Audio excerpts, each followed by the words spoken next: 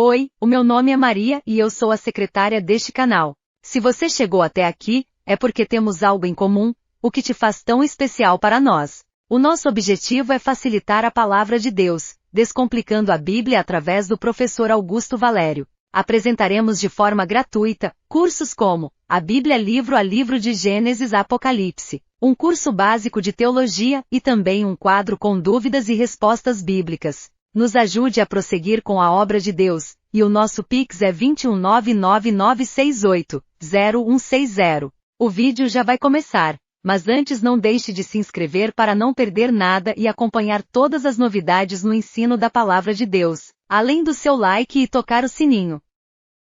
Filemon, nós vamos utilizar praticamente quase o capítulo todo, né? Só tem um capítulo.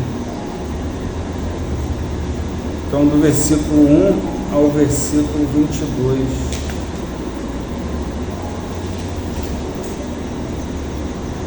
Eu vou lendo devagarzinho, enquanto vocês vão buscando, né?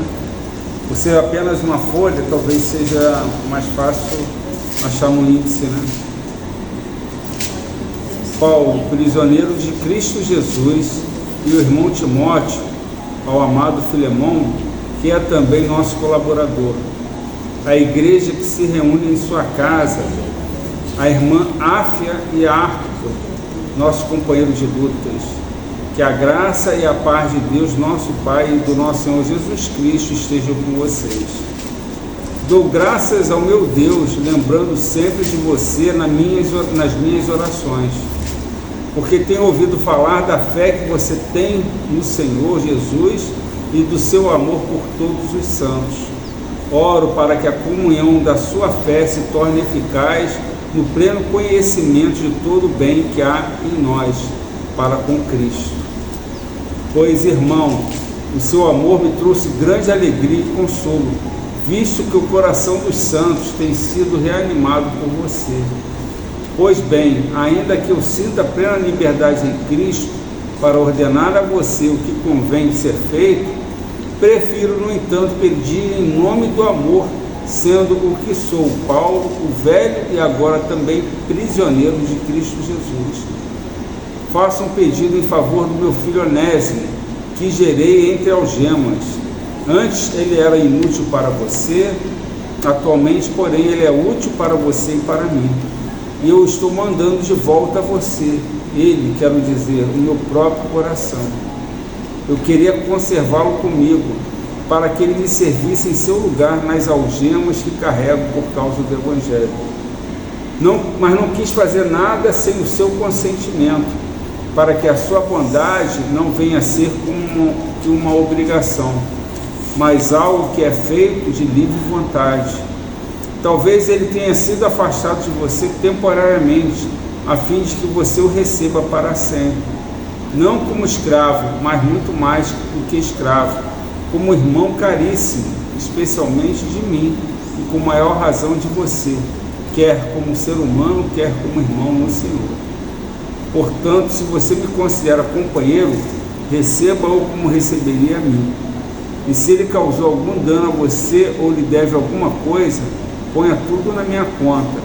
Eu, Paulo, do próprio punho, escrevo isso. Eu pagarei. É claro que não preciso dizer que você me deve a própria vida. Sim, irmão, que eu receba de você no Senhor esse benefício e anime o meu coração em Cristo. Certo como estou da sua obediência, eu escrevo a você sabendo que fará mais do que estou pedindo. E ao mesmo tempo prepare-me também pousada, pois quero que por meio das orações de vocês eu lhes seja restituído. E se nós dermos um tema para essa palavra, né, seria reconciliação e amor cristão. Muita gente imagina que a escravidão no tempo antigo era algo permitida por Deus, mas não era. Deus não era do agrado dele que houvesse a escravidão. Inclusive, ele estabelece que após 6 anos de trabalho, que no 7º ano o Senhor deveria libertar o escravo, né?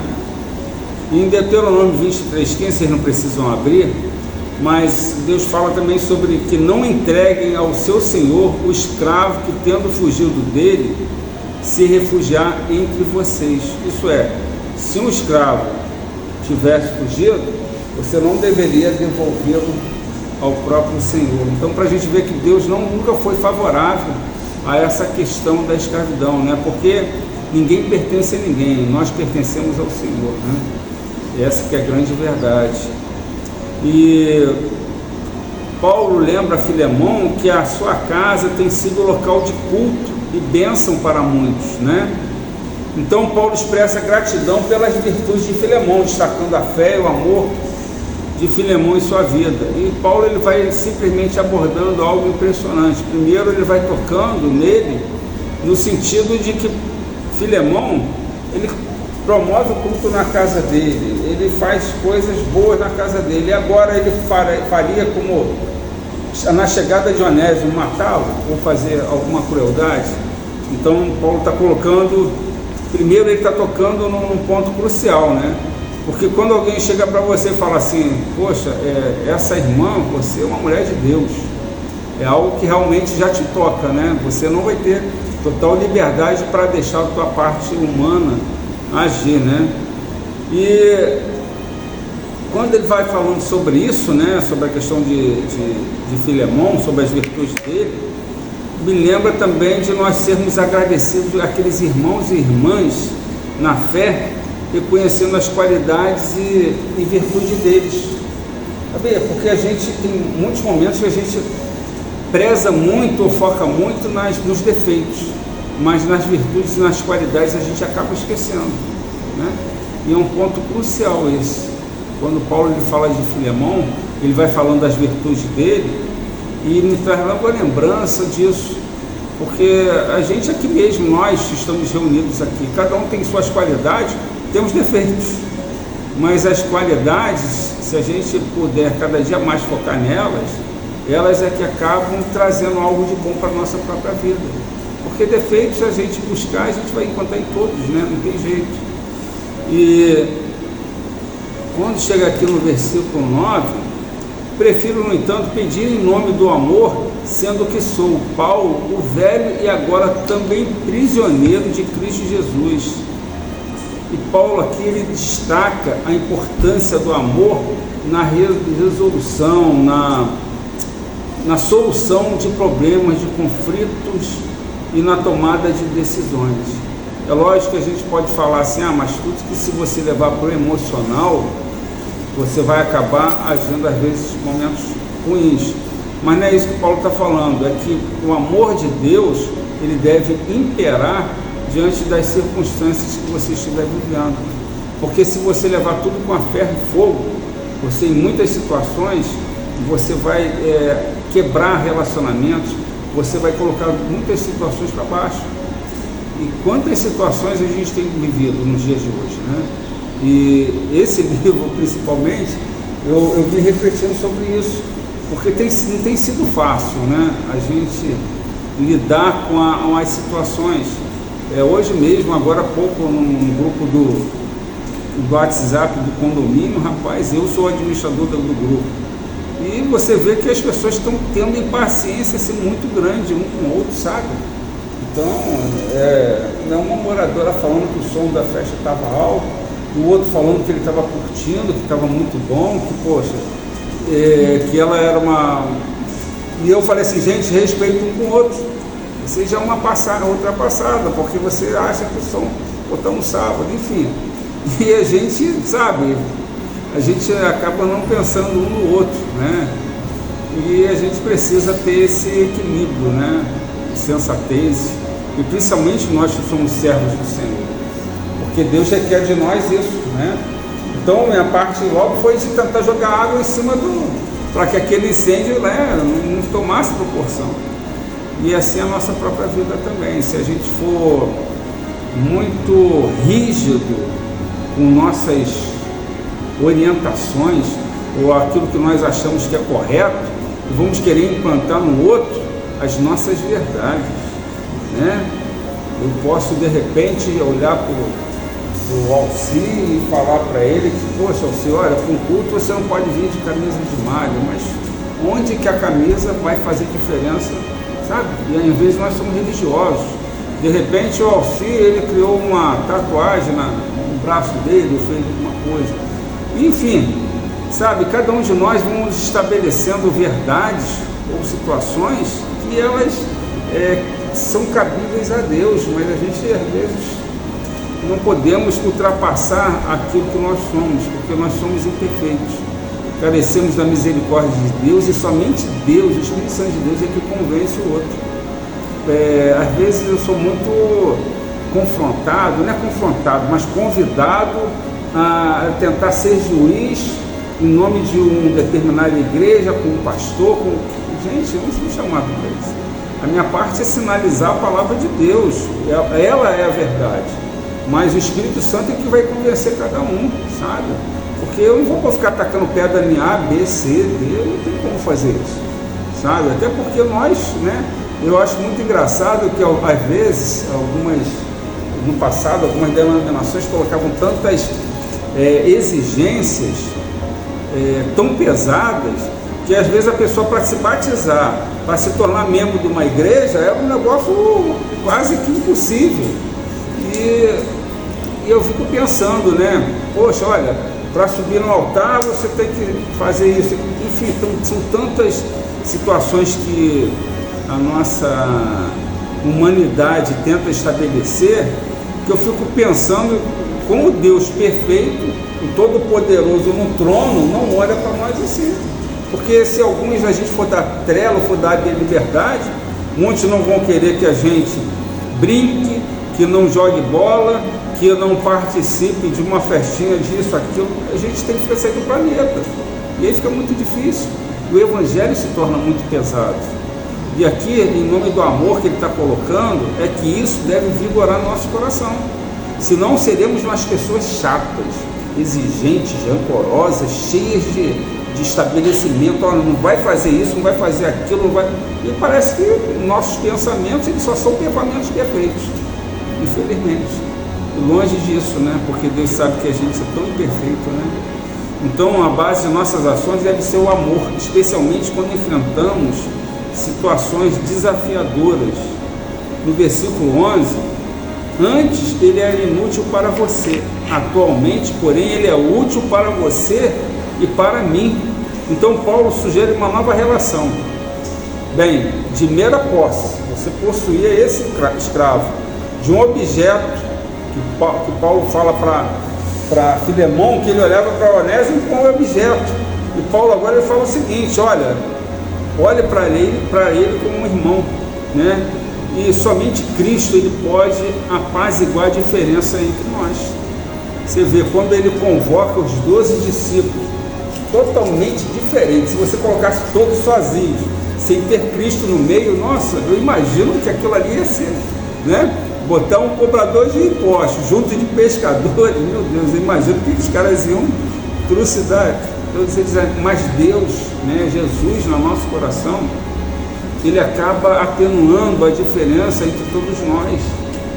Por isso que, seja um relacionamento de amizade, seja um relacionamento de um casal, se houver Cristo junto deles, por isso que eu acho muito difícil, né, as pessoas às vezes que já estão maduras na caminhada cristã, e às vezes elas fazem apostas em coisas ou relacionamentos que tem tudo para não dar certo, porque a gente sabe que a vida a dois já é difícil, né? E quando você encontra alguém que não vai caminhar junto na mesma ligação com Deus, nossa, vai ser realmente muito complicado. E eu estou falando isso para você na contramão, né? E eu tenho falando isso para vocês, é porque eu tenho presenciado, tenho visto muito isso, sabe? Pessoas por causa daquele sentimento ou de solidão ou de carência emocional, então é como se estivesse apostando em tudo, sabe? E esse tudo que a gente está falando é alguém que conhece a Deus, mas não, minha carência ela deve ser suprida por alguma situação que eu chego lá na frente e depois a pessoa vem se converter ou vem a esfriar a própria caminhada dela, né? enfim, são riscos, né, que as pessoas às vezes correm. Será que não seria melhor esperar um pouquinho mais para ver o que Deus tem para a vida da pessoa? Mas quem sou eu, né, para estar julgando dessa forma também, né? Mas Onésimo, ele vai levar agora a carta do próprio dono, que ele fugiu. E ele não sabe qual vai ser a reação do dono dele, né, no versículo 12. Mas ele tinha que ter fé na ação de Deus, né? E aí Paulo não oferece outro tipo de alternativa, né? É o retorno e a reconciliação. E aí Onésimo está tendo o primeiro desafio na vida dele, porque agora ele vai ter que ter fé no momento que ele vai reencontrar com o dono. E quando você chega aqui no versículo 17, portanto, se você me considera companheiro, receba-o como receberia a mim, né?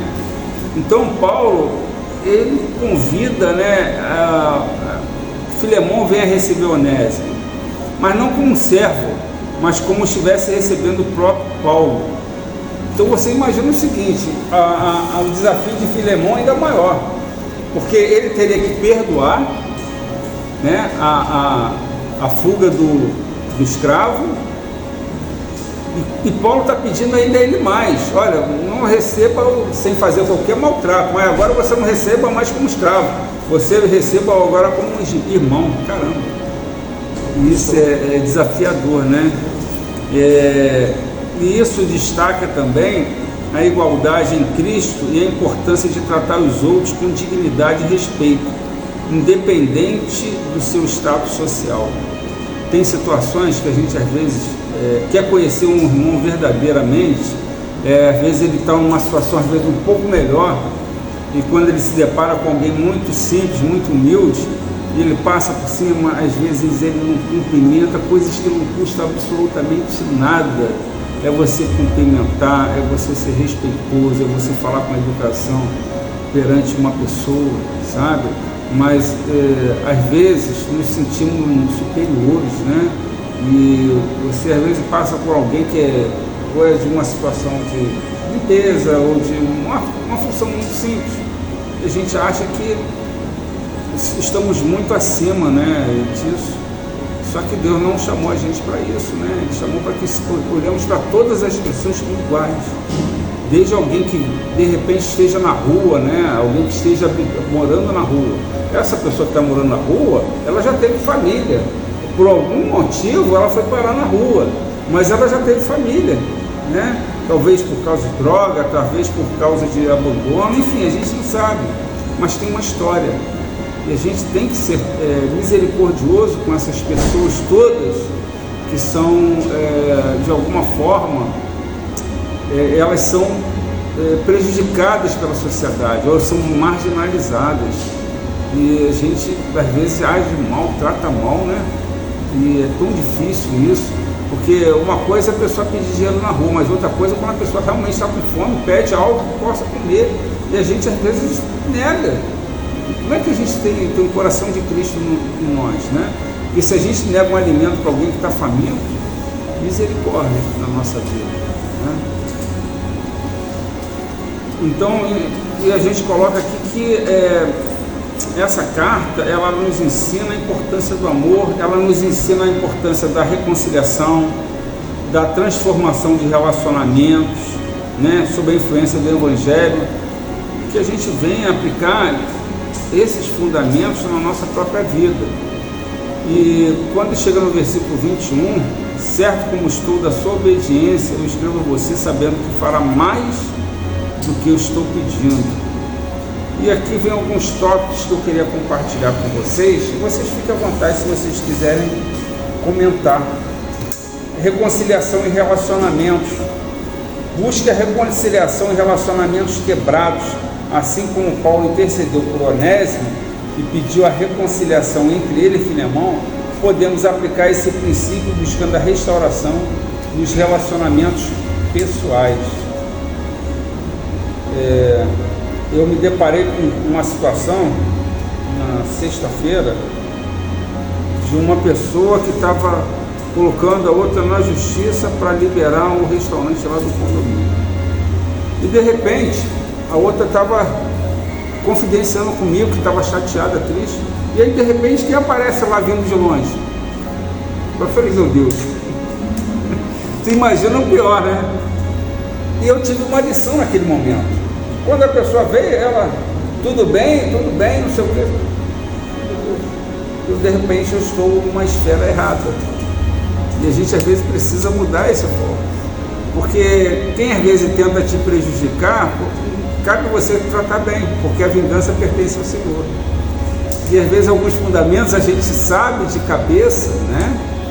Mas a gente acaba às vezes não aplicando, porque na própria ira, tu imagina, acabei de receber uma notificação que no dia 10 de janeiro eu terei que sair daquele restaurante. Pô, vai ficar. E ela estava realmente sentida. Mas mesmo quando ela viu a pessoa que, a emissora daquela situação, tratou bem.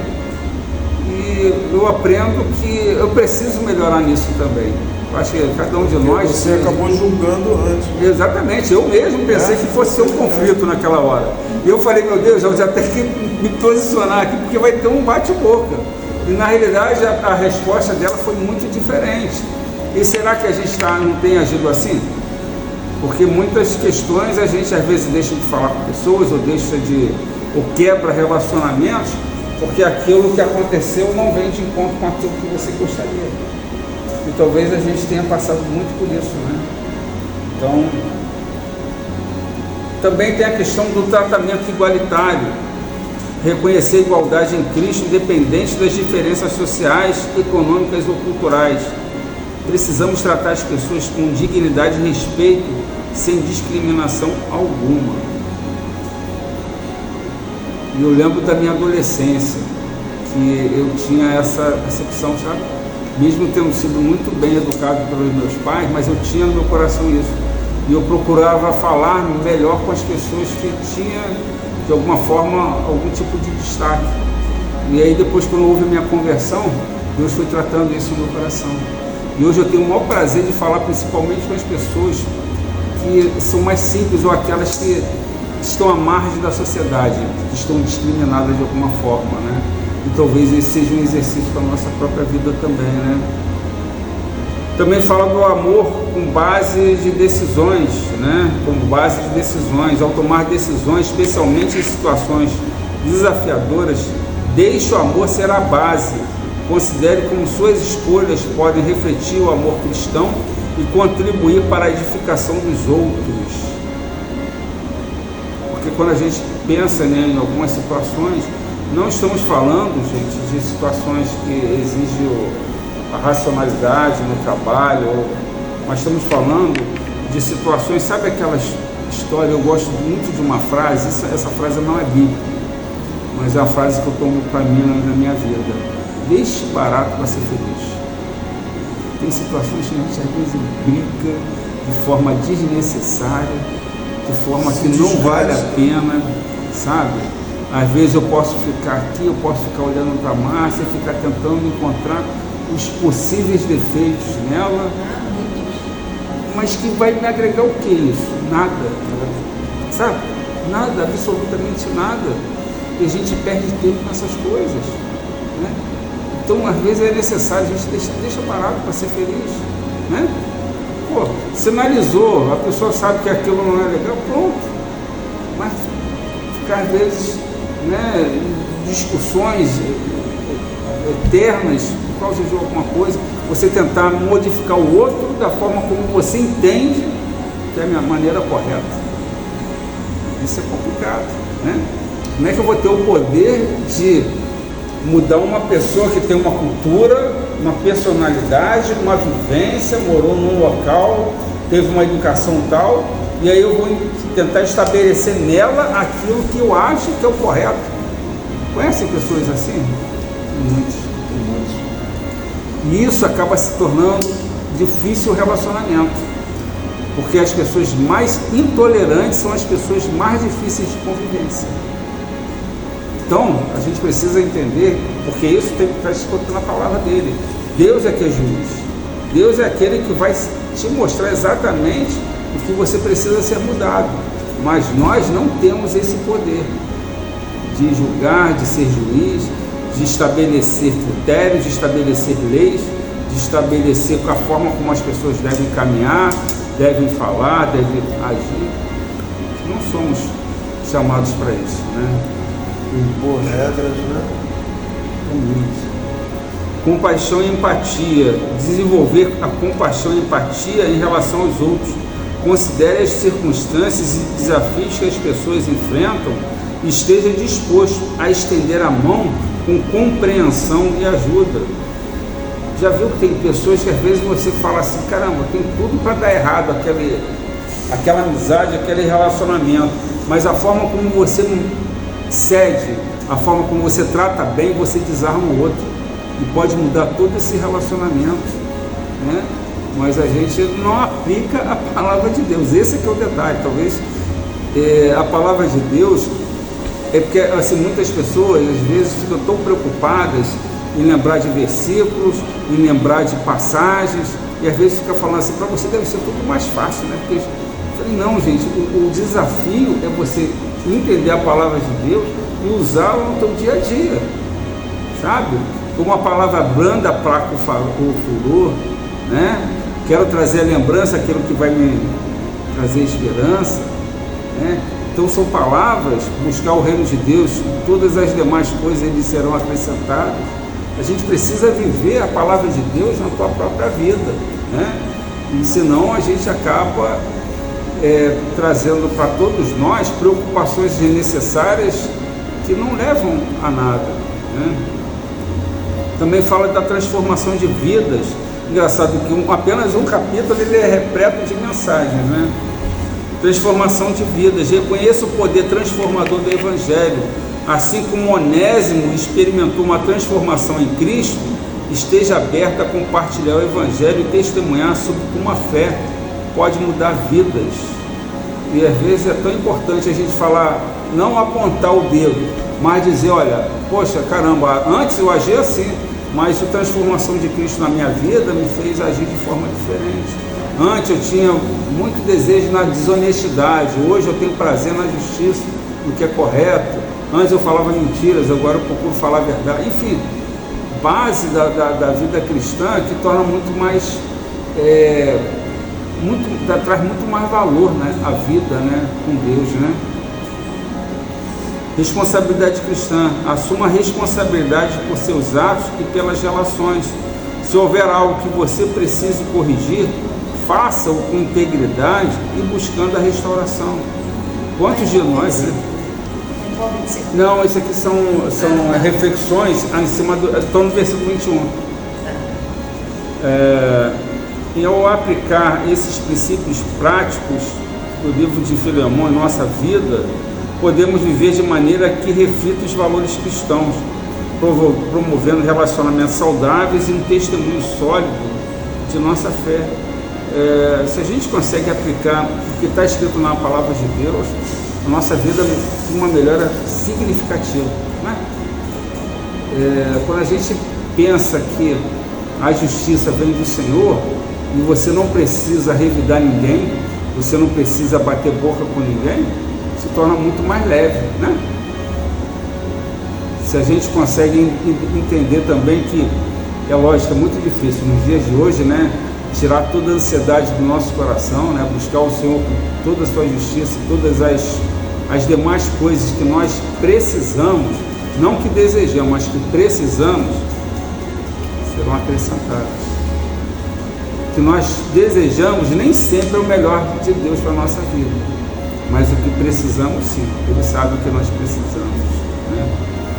Então, em Cristo nós sabemos que podemos ser moldados, trabalhados, também somos justificados. Ele tem um controle da nossa vida, Ele sabe exatamente o que é melhor para cada um de nós. A gente não pode desistir de situações por acharmos que o tempo está passando e eu não estou vendo o resultado. Mas a gente precisa lembrar que Deus está tratando o tempo que Ele considera como oportuno para que você esteja preparado para desfrutar daquilo que Ele quer. E naquele momento, sim, Ele vai dar o ok. Mas tem coisas que a gente às vezes quer para ontem. E a gente ainda não se detém que o nosso coração ainda precisa de alguns toques, né? Que a gente não consegue entender essas questões. Essa carta, esse livro também, ele nos lembra que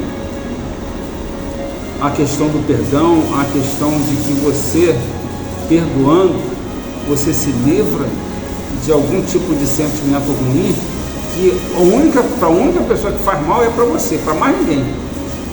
Porque a gente pode imaginar que, eu estou cheio de raiva daquele, não vou falar, como se aquilo estivesse atingindo o outro, está atingindo é você. Porque a tua saúde é algo muito importante diante da tua caminhada, né?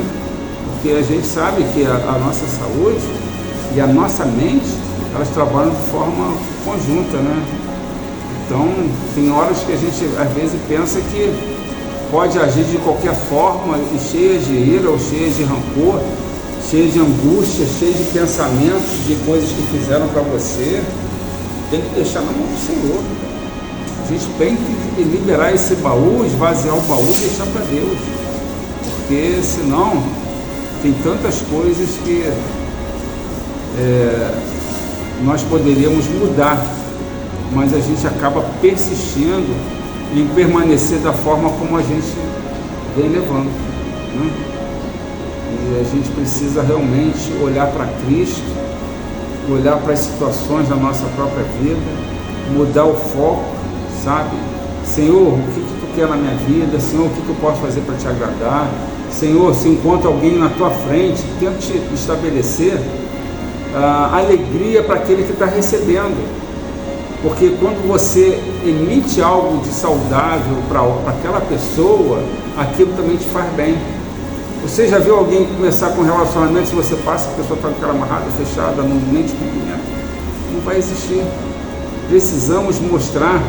Eu lembro bem que a Márcia fala assim, minha família gosta, mas isso é verdade. É uma verdade. A gente precisa mostrar para o outro que você se sente feliz ao encontrá-lo, ao vê-lo. E isso é como se fosse um espelho. A energia, a felicidade, aquilo que parte de dentro do coração do outro, acaba refletindo também depois em você. Porque ninguém gosta, eu costumo falar muito isso, né? Ninguém gosta de se aproximar dos espinhos, mas das rosas, né? Se todos pudessem pegar só as rosas e arrancar os espinhos todos, jogar eles para longe, teríamos um mundo muito melhor, né? Então, vamos orar? Ou alguém quer comentar alguma coisa? Mas dentro disso aí, algumas pessoas até